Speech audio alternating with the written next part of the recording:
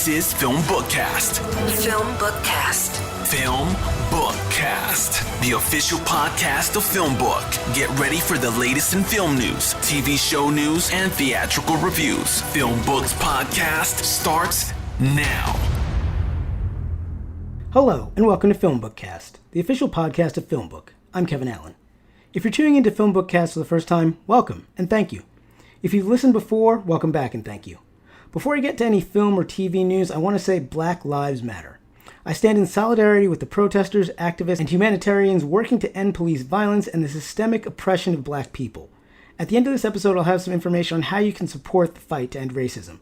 I believe that as a people and as a planet, we need to recommit ourselves to the struggle against racism in our economy, our societies, our arts, and our industries. I must do more.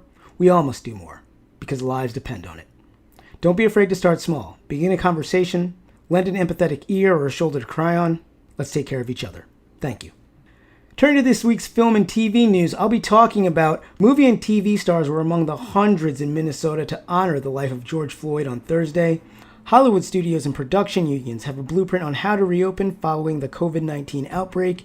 AMC theaters may not survive the coronavirus crisis, and the CW's Batwoman will continue without the character of Kate Kane. A new character will lead the show after the departure of former star Ruby Rose.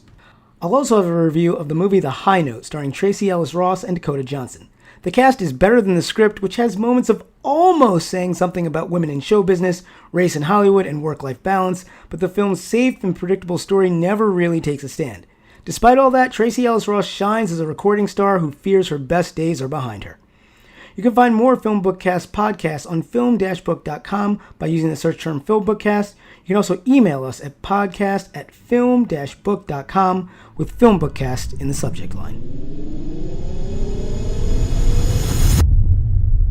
Minneapolis, the nation, and the world paused to remember George Floyd on Thursday. He's the black man whose death sparked international protest against police brutality. Floyd died on May 25th after getting pinned under the knee of a Minneapolis police officer. According to Variety, Kevin Hart, Tiffany Haddish, T.I., Therese Gibson, and Ludacris were among the black artists and entertainers in attendance at the Floyd memorial service. Former police officer Derek Chauvin is now facing second-degree murder charges in connection with Floyd's death. 3 officers who were also at the scene are charged with aiding and abetting the murder. John Boyega gave a passionate speech in support of the Black Lives Matter movement at a protest in London on Wednesday. The Star Wars actor was among thousands who gathered at Hyde Park, then marched to the Prime Minister's house on Downing Street. Lucasfilm expressed its support for Boyega and fellow protesters via the official Star Wars Twitter account later that same day. Actress Keke Palmer went viral after a request she made while protesting police brutality on Tuesday.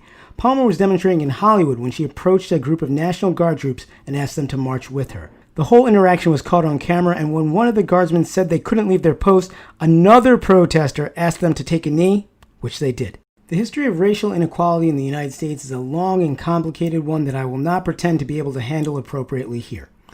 However, if you'd like a starting point, you may want to watch 13th by Ava DuVernay, which focuses on how America's prisons are disproportionately filled with African Americans. The documentary is available on Netflix. On a smaller scale, the movie Just Mercy, starring Michael B. Jordan and Jamie Foxx, looks at the case of Walter McMillan, who was wrongly convicted of murder and sentenced to death. The movie was first released last year, and now Warner Bros. Is making it free to watch on various digital platforms. Hollywood studios and production unions have released their recommendations on how to reopen following the international COVID-19 lockdown. 22 pages of guidelines were delivered earlier this week to Governor Gavin Newsom of California and Governor Andrew Cuomo of New York. Some of the recommended safety procedures include personal protective equipment for all cast and crew, designated zones to help with social distancing, temperature spot checks, and the elimination of craft service buffets. Across the pond, the United Kingdom now has a comprehensive set of coronavirus safety protocols for film and TV production. The guidelines were released Sunday and have been endorsed by the British government. As you'd expect, safety measures include PPE, daily symptom checks, on-set social distancing, frequent cleaning of waiting and communal areas, and using prepackaged food and single-use cutlery. Release of the guidelines paves the way for projects to resume. Right now, it's not clear if any major shoots will be up and running before July. Staying in the UK, the BAFTA Award nominations are out and Chernobyl is leading the way. The show picked up 14 nominations, including Best Miniseries, Leading Actor, and Supporting Actor. Chernobyl is a historical drama about workers trying to mitigate the damage after an accident at the Chernobyl nuclear power plant in the USSR back in 1986. It's available on various streaming services. AMC Theater expects as much as a $2.4 billion loss for the first quarter, thanks in part to the coronavirus pandemic. According to The Hollywood Reporter, the theater chain also says it has serious doubts as to whether it will be able to continue operations for much longer. AMC was hit hard when the coronavirus crisis forced the closure of all its theaters. 26,000 employees were furloughed or let go. That includes furloughing all the company's corporate employees, which are usually the last ones to go. Director James Cameron and the crew of Avatar 2 are quarantined in New Zealand with the hopes of getting production going again soon. Cameron and his team were able to get into New Zealand despite a ban on international travel because they are considered foreigners of a specific economic value. But they'll also have to wait out a government-supervised 14-day quarantine before being allowed to do anything. Like shoot. Avatar 2 is currently scheduled to be released in 2021.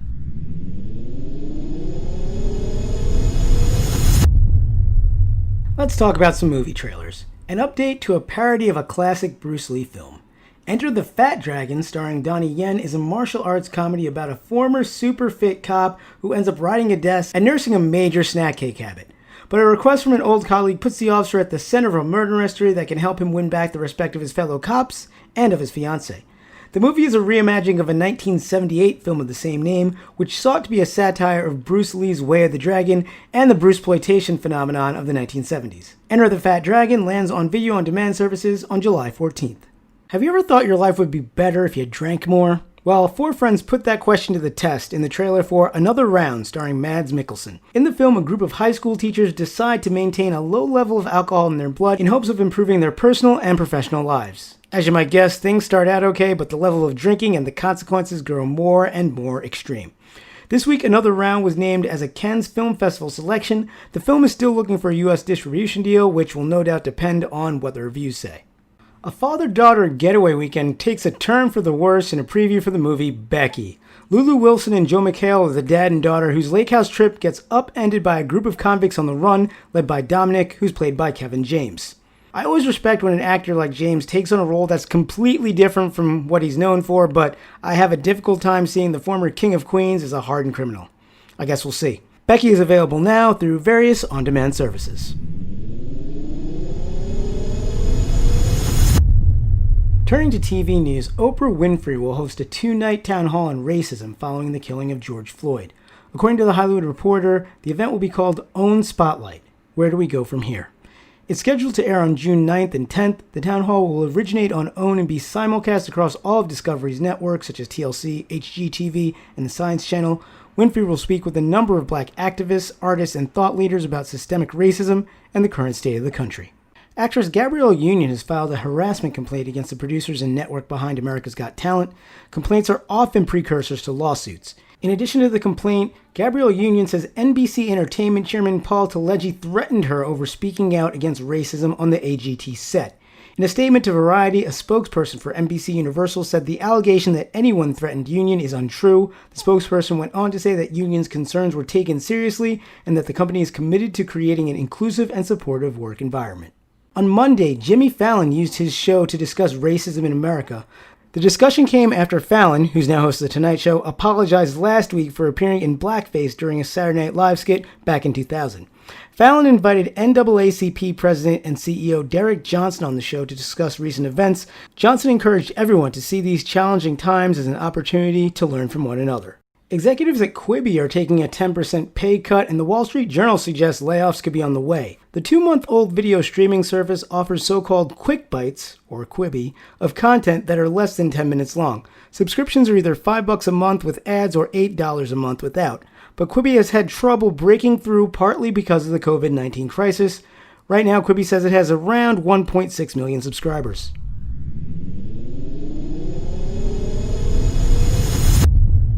It's TV trailer time. First, a new look at Lovecraft Country coming to HBO. The miniseries from executive producer Jordan Peele is based off the 2016 novel of the same name. The story follows Atticus Freeman on a road trip across 1950s Jim Crow America in search of his missing father. My father, he wrote me. Said we have a secret legacy, a birthright.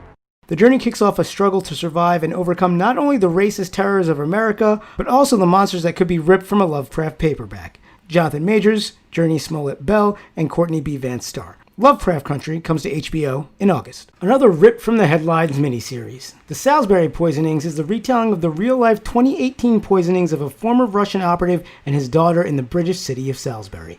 We don't know the source of contamination or have an established chain of events. All we do know is that for the people in Salisbury, we are their only line of defense. The former spy and his daughter eventually recovered, but a British national who came in contact with the poison did pass away. A synopsis of the Salisbury poisoning calls it a story of how ordinary people in public services reacted to a crisis on their doorstep. Rafe Spall, Anne-Marie Duff, and Mayanna Burring star. The Salisbury poisoning premieres on BBC One on June 14th through June 16th. Hulu's anthology series Into the Dark is gearing up for a new installment. In Good Boy, Maggie, played by Judy Greer, gets an emotional support dog to help her with her anxiety. And Maggie's pleasantly surprised to find him more effective than she ever imagined. He's not just a dog. He's a good boy. The trouble is, the dog is killing anyone who adds stress to Maggie's life. Actors Steve Guttenberg, Ellen Wong, and Elise Neal also are along for the ride. Into the Dark Good Boy hits Hulu on June 12th.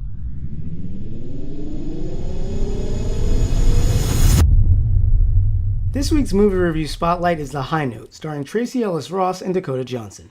It's directed by Nisha Ganatra and written by Flora Greason. Johnson plays Maggie, the put-upon assistant to music megastar Grace Davis, who's played by Ross. We quickly learn that in between getting Grace's dry cleaning and green juice, Maggie's been producing an album of Grace's songs on the sly with the hope of punching her ticket into the world of record producing. So it's pretty obvious how this movie's going to end. And that's fine. If this movie were a radio station, it would be classified as easy listening. As you might expect, Grace's manager Jack, who's played by Ice Cube, doesn't really appreciate Maggie stepping out of her lane. Cube is fine in his role, even if it's nothing we haven't seen from him before. If you're familiar with Ice Cube's performance in Friday back in 1995, picture a version of that character who spent the last 20 years as Whitney Houston's manager. Jack and Grace's record label want her to do a Vegas residency so everyone can start buying yachts or whatever other trappings of fortune they've been dreaming of. But Maggie thinks Grace should be writing new songs instead of performing the same 16 hits every night for the next 5 years. As for the diva herself, Grace also feels like it's time for something new. And it's Tracee Ellis Ross's performance of Grace that pulls this movie above being just barely so-so. Throughout the film, Ross's facial expressions and reactions tell you more about Grace Davis than the script does. In fact, it almost seems like some big moments to learn about Grace's characters were left out. For instance, Michael B. Jordan proposes to Grace's character off screen.